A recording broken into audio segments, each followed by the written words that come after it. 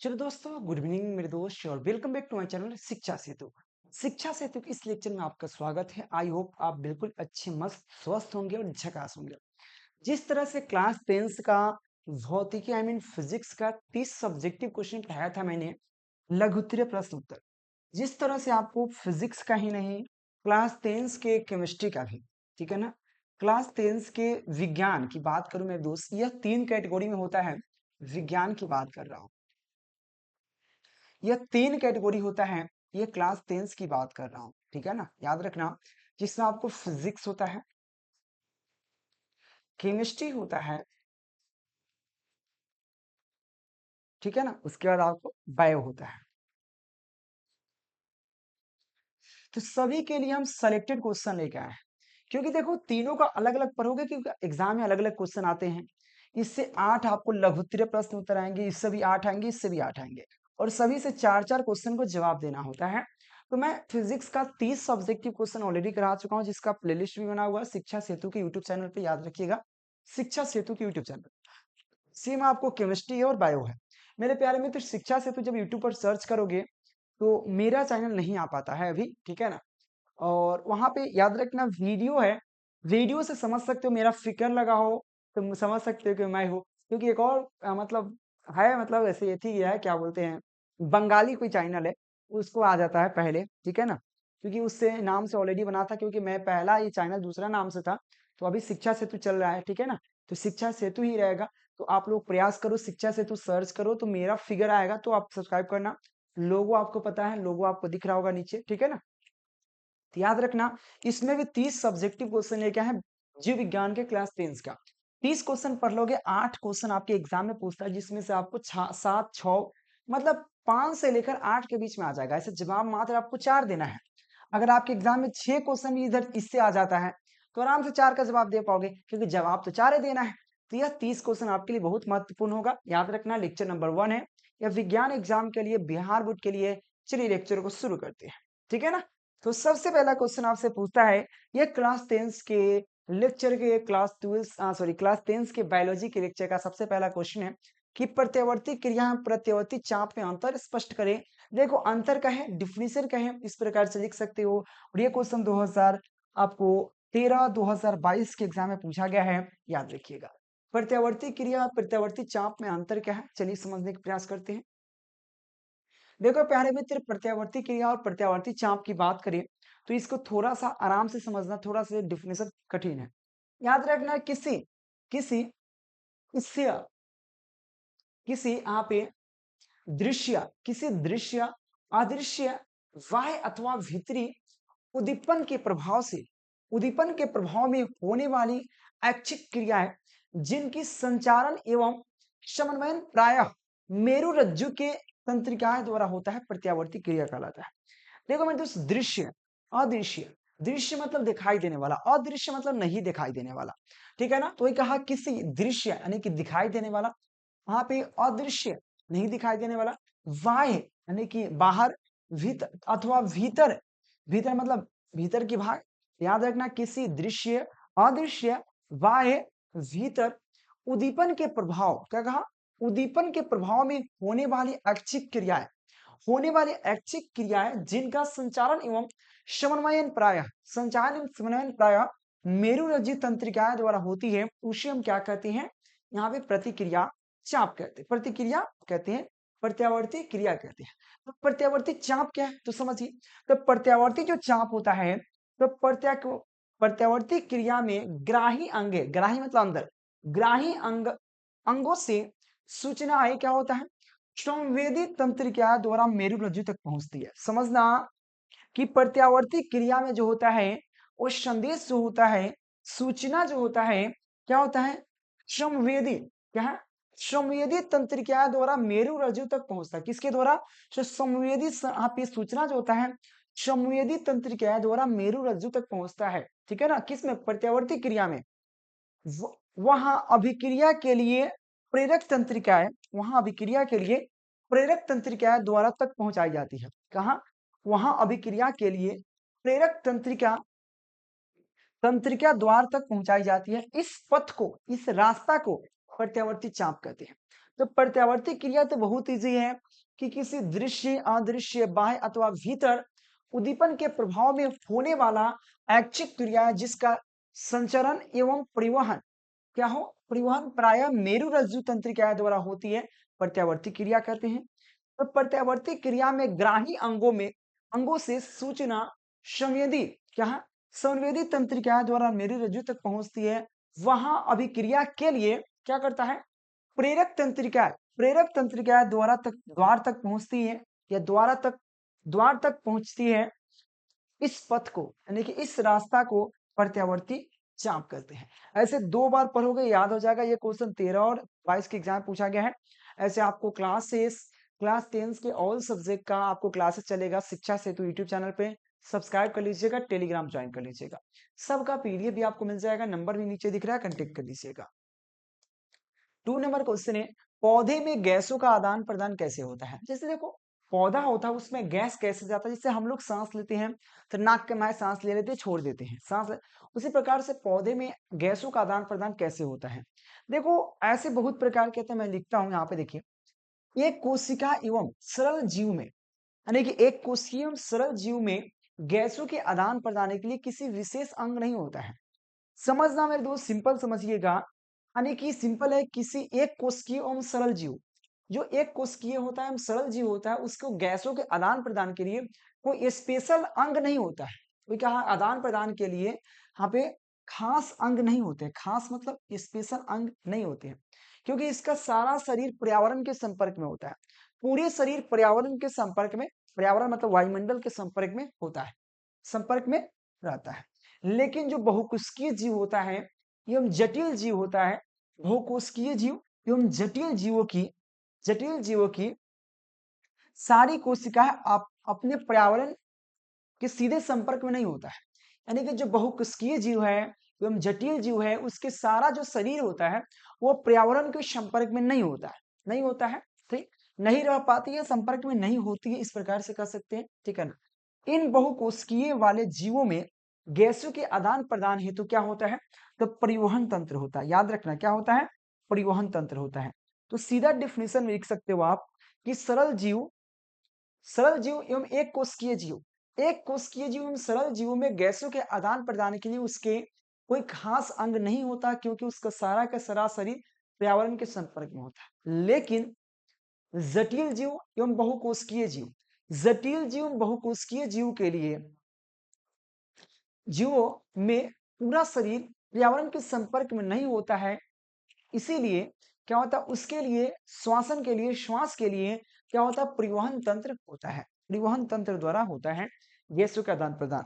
तो डिफिनीशन तो आपको क्लियर हो गया होगा मेरे दोस्त। ये क्वेश्चन 2016-2022 के एग्जाम में पूछा गया है। मैं फिर से आपको बता दूं कि परिवहन तंत्र द्वारा गैसों का आदान प्रदान होता है किसमें, याद रखना, बहुकोशिकीय जीव एवं जटिल जीव में। तो कहा है बहुकोशिकीय जीव एवं जटिल जीव में गैसों का आदान प्रदान क्या होता है, आपके परिवहन तंत्र द्वारा होता है। लेकिन सरल जीव एवं एक कोशिकीय जीव के उसके लिए कोई स्पेशल अंग नहीं होता है, क्योंकि उसका पूरा के पूरा शरीर पर्यावरण के संपर्क में होता है। तो मैं दोस्त सिंपल लिख सकते हो, एक कोशिकीय जीव और सरल जीव के लिए पूरा के पूरा शरीर क्या होता है, वायुमंडल के संपर्क में होता है, पर्यावरण के संपर्क में होता है, इसीलिए उसके लिए कोई विशेष अंग नहीं होता है गैसों का आदान प्रदान करने के लिए। लेकिन बहुकोशिकीय जीव एवं जटिल जीव को गैसों के आदान प्रदान के लिए परिवहन तंत्र होता है, क्योंकि उसका पूरा शरीर क्या होता है, वायुमंडल के संपर्क में या पर्यावरण के संपर्क में नहीं होता है। हमसे जितना बार डिफिनेशन पूछिएगा यही डिफिनेशन आपको उलट पलट के बताएंगे, इसलिए याद रखना डिफिनेशन को लिखने का उसमें वर्ड जो हो रहा है वो सही होना चाहिए, क्योंकि इसमें पॉइंट बनेगा ना, पॉइंट के थ्रू लिखा जाता है। ये क्वेश्चन 16 और 22 के एग्जाम में पूछा गया, इंपॉर्टेंट क्वेश्चन है। अगले क्वेश्चन देख लीजिए मेरे दोस्त। अगले क्वेश्चन क्या है, पीत क्या है, मनुष्य में पाचन में इसकी क्या भूमिका है। देखिए आपने मछली खाए होंगे, जितना मछली खाए होंगे उसमें पीत होता है हरा कलर का, चाहे कोई भी खस्सी हो, चाहे उसमें हरा कलर का पीत होता है। याद रखना पीत जो होता है गहरे गाढ़ा रंग का हरा कलर का होता है, ठीक है ना। तो मैं लिखता हूँ डिफिनेशन। देखो पीत गाढ़ा एवं हरा रंग का क्षारीय द्रव होता है, जो कड़वा लगता है, वो तीखा नहीं, जो तीख लगता है मिर्चा की तरह, वो नहीं, कड़वा होता है नीम की पत्ता की तरह। याद रखना पीते, पीत जो होता है, पीत होता है गाढ़ा एवं हरा रंग का क्षारीय द्रव है, जो अमाशय से ग्राहनी में आय अम्लीय अम्लीय कायम की अम्लीयता को नष्ट करता है, नष्ट करता है और तथा उसे क्षारीय बनाता है। नष्ट कर उसे क्या करता है? क्षारीय बनाता है। देखो मेरे दोस्त, आपको पता है पित्त जो होता है क्षारीय प्रकृति का होता है, क्योंकि वह गाढ़ा हरे रंग का क्षारीय द्रव होता है। जो अमाशय में जितना अम्लीय पदार्थ आता है, अमाशय के ग्राही में आय अम्लीय पदार्थ को, अम्लीय जितना अम्लीय पदार्थ आता है उसको नष्ट करता है और तब उसे क्षारीय बनाता है। क्या बनाता है? क्षारीय बनाता है। ताकि क्या होता, ताकि आप ये अग्न्याशय अग्न्याशय में क्षारी रस अग्न्याशय में आप ये हस्यी रस एंजाइम उस पर क्रिया कर सके, ताकि अग्न्याशय में क्या हो, उस पर एंजाइम उस पर क्रिया करके सके, ठीक है ना। ताकि उसमें अग्न्याशय साई रस के एंजाइम उस पर क्रिया कर सके। मेरे दोस्त फिर से समझिए इस चीज को, आपको समझ में नहीं आ रहा होगा। मैंने कहा देखो थोड़ा सा डिफिनेशन हार्ड लेवल का आ गया है, कोई दिक्कत नहीं, अगला बार से और हल्का हो जाएगा। मैंने कहा आपसे पित्त क्या है, इसकी पाचन तंत्र की क्रिया में क्या भूमिका है। पित्त जो होता है गाढ़ा हरे रंग का क्षारीय द्रव है, क्षारीय द्रव है जो अमाशय अमाशय में आए अम्लीय पदार्थ को नष्ट कर उसके क्षारीय बनाता है, क्षारीय बनाता है, ताकि अमाशय रस के एंजाइम पर उस पर क्रिया कर सके। पित्त लवणों की पित्त लवणों की सहायता से भोजन के पित्त लवणों की सहायता से भोजन की वसा का विखंडन तथा आप परिष्करण होता है। जो पित्त रस होता है उससे भोजन का क्या होता है, भोजन के वसा का विखंडन तथा परिष्करण होता है। पित्त रस के माध्यम से, याद रखना, पित्त लवणों की सहायता से भोजन की वसा का विखंडन तथा परिष्करण होता है, ताकि वसा को तोड़ने वाले एंजाइम उस पर आसानी से क्रिया कर सके तथा वसा को तोड़ने वाले एंजाइम उस पर आसानी से क्रिया कर सके। और इस प्रकार होता है पित्त पाचन में महत्वपूर्ण भूमिका अदा करती है। और पित्त हमारे अंदर जो भोजन का पाचन होता है उसमें महत्वपूर्ण भूमिका निभाती है। ये आपका पित्त था। पित्त क्या है, आपको एक बार दो बार पढ़िएगा समझ में आ जाएगा। ये 2016, 2021, 2023 के एग्जाम में पूछा गया है, इंपॉर्टेंट क्वेश्चन है। अगले क्वेश्चन की बात करें मेरे दोस्त, अगले क्वेश्चन आपसे पूछता है मछली, मच्छर, केचुआ और मनुष्य के मुख्य श्वसन अंगों का आपको नाम बताना है। तो आपको पता है सबसे पहले मछली का श्वसन अंग गलफरा होता है, मच्छर का श्वसन अंग ट्राकिया होता है, केचुआ का श्वसन अंग आपका क्या त्वचा होता है, मनुष्य का श्वसन अंग फेफड़ा होता है। तो ये तो चारों का याद हो गया। देखो कितना बार पूछ ले हैं, ये बहुत बार क्वेश्चन कर चुका है मेरे दोस्त। याद रखना कितना, 2014, 2021, 2023। तो याद रखना मछली के पूछे, मच्छर के पूछे, केंचुआ के पूछे और मनुष्य के, चारों के पूछेगा एक साथ।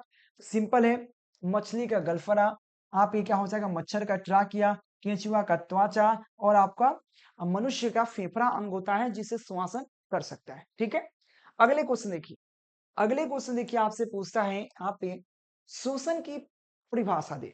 शोषण क्या है, ये क्वेश्चन 2014, 15, 20 और 22 के एग्जाम में पूछा गया है। शोषण क्या होता है, ठीक है ना। याद रखना जीवित, यहाँ पे शोषण की बात करें, जीवित कोशिकाओं में उपस्थित जटिल कार्बन या कार्बनिक भोज्य पदार्थ के ऑक्सीकरण से सरल कार्बनिक पदार्थ में टूटने तथा रासायनिक ऊर्जा के विमुक्त होने की क्रिया को शोषण करते हैं। यह मैं दोस्त क्वेश्चन को समझिए, फिर से मैंने कहा, एक मिनट में दोस्त, एक मैसेज आया जी। हम्म, मैं आपको बोल रहा हूं शोषण की परिभाषा दे। देखिए जीवित कोशिकाओं में, जो जीवित कोशिका है, जीवित कोशिकाओं में उपस्थित जटिल कार्बनिक भोज्य पदार्थ, क्या कहा, जटिल कार्बनिक भोज्य पदार्थ के यहाँ पे ऑक्सीकरण से सरल कार्बनिक यौगिक, ये सरल कार्बनिक पदार्थ में टूटने तथा रासायनिक ऊर्जा में विभक्त होने की क्रिया को शोषण कहते हैं। मैं दोस्त याद रखना, बहुत इंपॉर्टेंट क्वेश्चन है और ये क्वेश्चन आपके 4 बार एग्जाम में पूछ चुका है।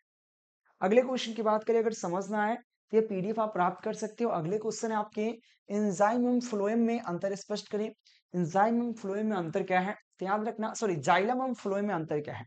जाइलम की बात करें या फ्लोएम की बात करें, बहुत इंपॉर्टेंट क्वेश्चन है, तो याद रखना जाइलम, जाइलम एक जटिल पादप जटिल पादप यहाँ पे समन्वहन उत्तक है, जिसका निर्माण 4 प्रकार की पादप कोशिकाओं क्रमशः वाहिनी यहाँ पे वाहिनी वाहिनिका वाहिनिका एंजाइम मृदुतक एवं जाइलम तंतुओं से मिलकर बना होता है।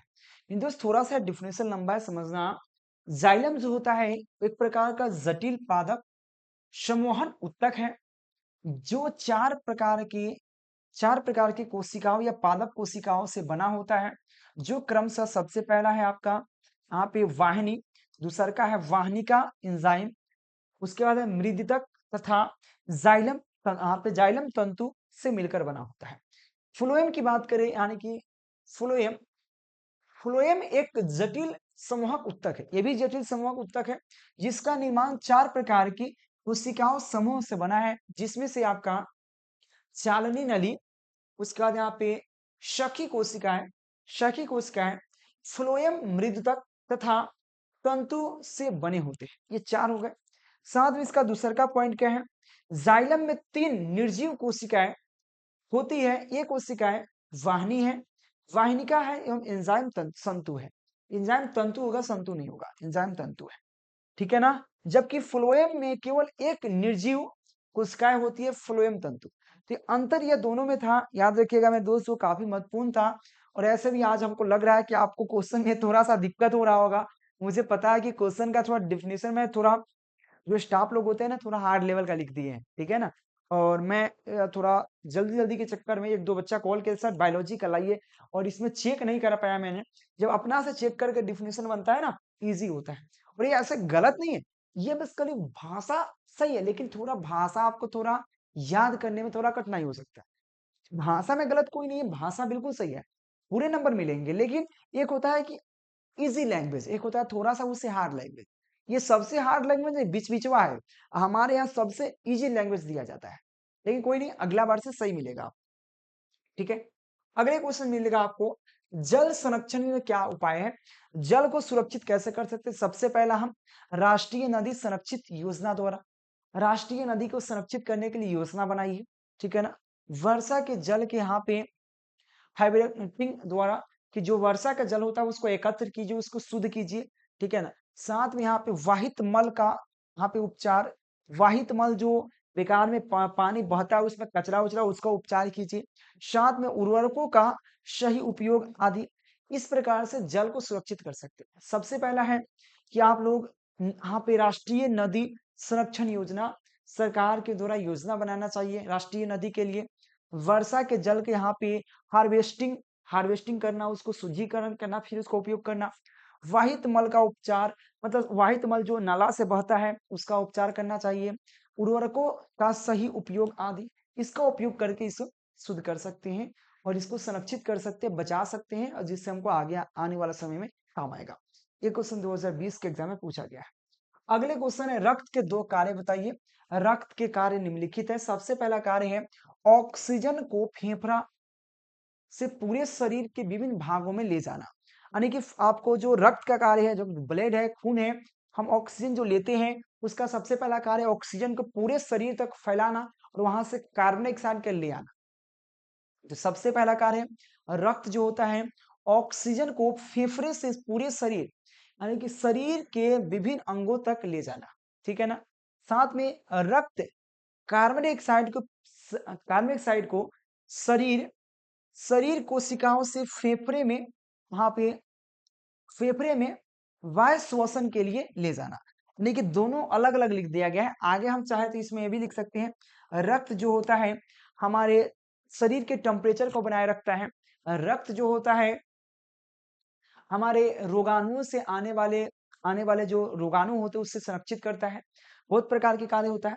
तो सबसे पहला पॉइंट यहाँ पर लिखा हुआ है, रक्त जो होता है फेफड़ा से ऑक्सीजन को लेकर पूरे शरीर में विभिन्न विभिन्न भागों में पहुंचाता है। सेकेंड पॉइंट लिया गया है कि पूरे शरीर से कार्बन डाइऑक्साइड को रक्त खींच करके आपके फेफड़े तक पहुंचाता है, जहां से आप छोड़ पाते हैं कार्बन डाइऑक्साइड को। थर्ड पॉइंट लिख सकते हैं, रक्त जो होता है शरीर को तापमान को बनाए रखता है। ये क्वेश्चन ऐसे 2 पॉइंट लिखने के लिए बोला, मैं 3 पॉइंट बता दिया आपको। ये क्वेश्चन 14 और 20 के एग्जाम में पूछा गया है। ऐसे मैं अगला बार से इससे और डेफिनेशन इजी लाऊंगा, टेंशन मत लेना। आज 10 क्वेश्चन पर बर्दाश्त करो, क्योंकि अगला क्वेश्चन है श्वसन एवं दहन में अंतर करें। श्वसन और दहन में अंतर क्या है? यह एक क्या है, स्व यहाँ पे स्व जैव नियंत्रित प्रक्रम है। जो श्वसन है जो आपको स्व जैव नियंत्रित प्रक्रम है। दहन एक एक क्या है, अनियंत्रित प्रक्रम है। इसको नियंत्रित नहीं कर सकते दहन को, लेकिन यह नियंत्रित कर सकते हैं श्वसन को, स्व नियंत्रित। यानी स्व जैव नियंत्रित प्रक्रम है, श्वसन को आप रोक सकते हो, ठीक है ना। आप थोड़ा रोक दीजिए, सांस को रुक जाएगा, लेकिन दहन को आप नहीं रोक सकते। उसके बाद यह एक मंद प्रक्रिया है।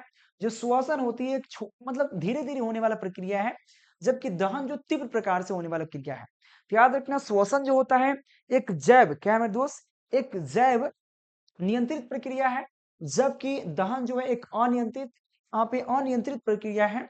श्वसन जो होता है एक मंद है, धीमी प्रतिक्रिया है, जबकि दहन एक क्या है, तीव्र प्रतिक्रिया है। ठीक है, ये क्वेश्चन 14, 20 और 22 के एग्जाम पूछा गया बिहार बोर्ड के एग्जाम में। ध्यान रखिएगा, क्लास 10 के साइंस का बायोलॉजी चल रहा है मेरे दोस्त, याद रखना। इसमें आपको 30 लघुत्तरीय प्रश्न उत्तर चल रहा है। अगले क्वेश्चन यहाँ पे पारितंत्र। पारितंत्र में अपघटनों की क्या भूमिका है? देखो मेरे दोस्त, पारितंत्र में अपघटकों की महत्वपूर्ण भूमिका है। क्या देखिए, तो किसी प्रक्रिया या किसी प्रतिक्रिया या किसी प्राकृतिक या प्रतिक्रिया या प्राकृतिक की बात करें तो याद रखना, किसी यहाँ पे प्राकृतिक हाँ, किसी प्राकृतिक यहाँ पे तंत्रिका आप या पारितंत्र में जीवाणु और कॉक जैसे सूक्ष्म जीव मृत जैव अवशोषकों का अपघटन करते हैं। आपको ऐसे नहीं समझ में आएगा।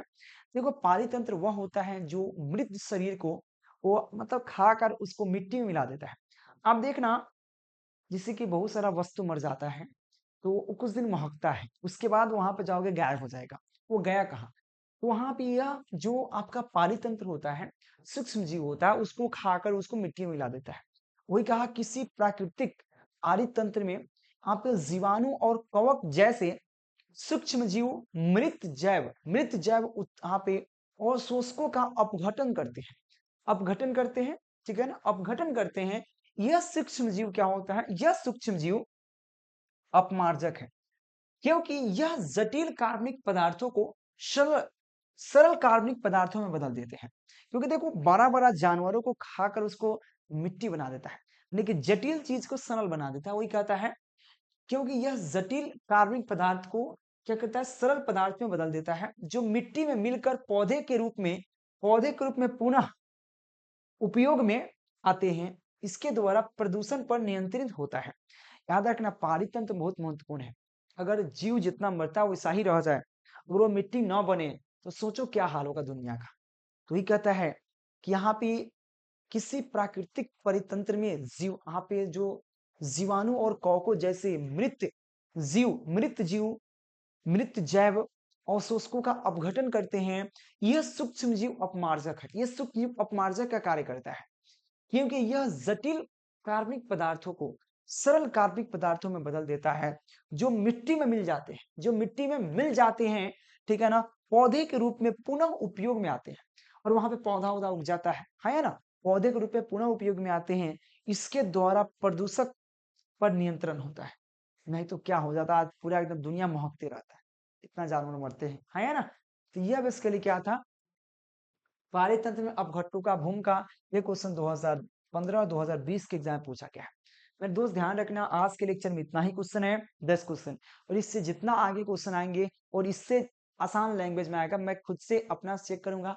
आज हड़बड़ी के चक्कर में मैंने इसको एक बार रीड नहीं किया और डायरेक्ट पढ़ाने आ गया। देखो, होता क्या है, टीचर का असली, आप लोग टीचर किससे मानते हो? जो पहले खुद से रीड करे फिर पढ़ाए, क्योंकि जब तक वो रीड नहीं करेगा उसको पता नहीं चल पाएगा कि क्या है इसमें कुछ प्रॉब्लम। ऐसे इसमें कोई प्रॉब्लम नहीं है, हम इतना कोई प्रॉब्लम, बशर्ते आपके देखिए माइंड में हम चाहते हैं इस तरह से बैठ जाए आपके एग्जाम में, ऐसे याद हो जाए। क्योंकि डेफिनेशन को ये भी गलत नहीं है, ना हम पढ़ाएंगे गलत है, ना कोई पढ़ाएगा गलत है, बशर्ते पढ़ाने का तरीका गलत हो जाए। क्या रसगुल्ला जो होता है बहुत प्रकार के होते हैं, कोई स्वाद में अच्छे लगते हैं, कोई थोड़ा सा उससे कम लगता है, लेकिन सब तो दूध का ही बनता है। सेम कंडीशन होता है, सब डिफिनेशन सही होता है, बस थोड़ा उधर इधर उधर से थोड़ा सा इति हो जाता है ना। तो मेरे दोस्त ध्यान रखिएगा। तो आज के लेक्चर में इतना ही होगा। तो thank you watching for this video. फटाफट शिक्षा सेतु यूट्यूब चैनल को सब्सक्राइब कर लेना है। शिक्षा सेतु का टेलीग्राम भी है, ज्वाइन कर लेना। लिंक डिस्क्रिप्शन में, या शिक्षा सेतु सर्च करके भी आप ज्वाइन कर सकते हैं। मेरे दोस्त ध्यान रखना, डेली आपको शाम को 4 बजे, सुबह में 8 बजे क्लास चलता है शिक्षा सेतु यूट्यूब चैनल पे। तो thank you watching for this video.